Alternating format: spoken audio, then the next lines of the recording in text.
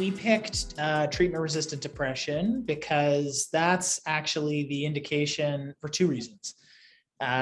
Number one, that is the indication where there's the most evidence that for psilocybin in terms of psilocybin's potential efficacy. That's what's being studied by in a couple of clinical trials, FDA clinical trials that are at phase 2B, and there's some really good preliminary data suggesting that psilocybin could really help people who suffer from treatment-resistant depression. So to us, because the way that we think about 1014, we think that 1014 is potentially a safer, kind of superior psilocybin.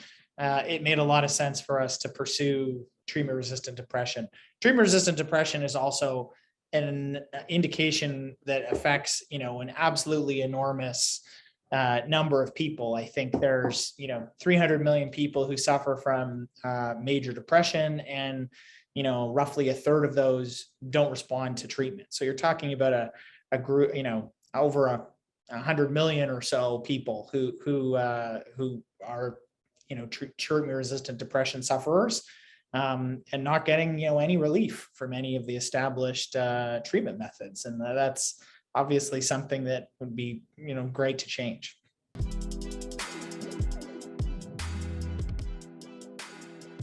This is another invention of mindsets that we're moving forward to commercialization, and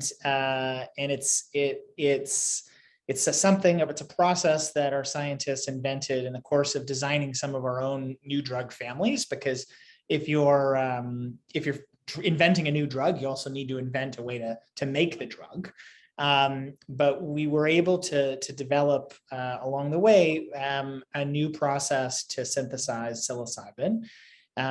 Today, it's really impractical and not really possible to get to psilocybin from the biological product, from the mushroom at scale.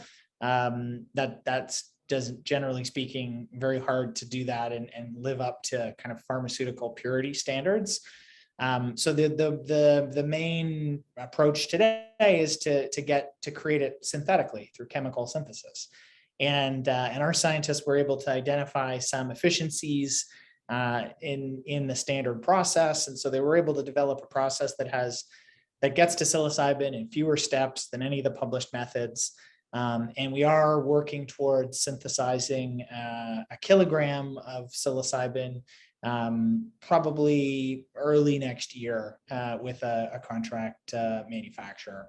And I think big picture, owning the process to make kind of first generation drugs, which are psilocybin, really, cost effectively, coupled with, the intellectual property around the leading second and third generation drugs. I think that's a really great place for Mindset to be. Investors are going to see Mindset continue to file, new intellectual property in the space. We think that really we're just in the early innings of the medical psychedelic renaissance. We see lots of opportunities to apply what we've learned from developing our first four families to other psychedelic drugs, to really turn those psychedelic drugs into potentially useful psychedelic medications.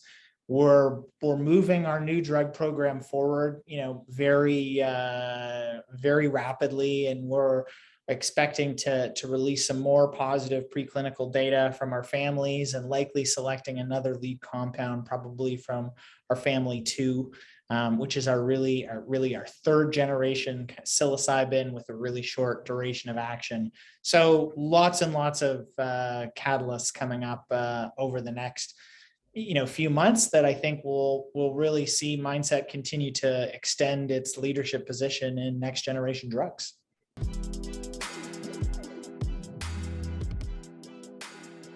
I think investors of all sizes have gotten smarter and more educated on the psychedelic space. And frankly, I think all of that really plays into Mindset's, favor. I think that, in the capital markets really are kind of coming around to the point of view that probably the big commercial opportunity in psychedelic drugs is really going to be with next generation drugs for a couple of simple reasons. Number one, there's an opportunity to really improve on the drugs. The old psychedelic drugs are great, but they do have some shortcomings in terms of their safety and in terms of their duration. And secondly, old psychedelic drugs are all in the public domain, so you can't get a patent on them.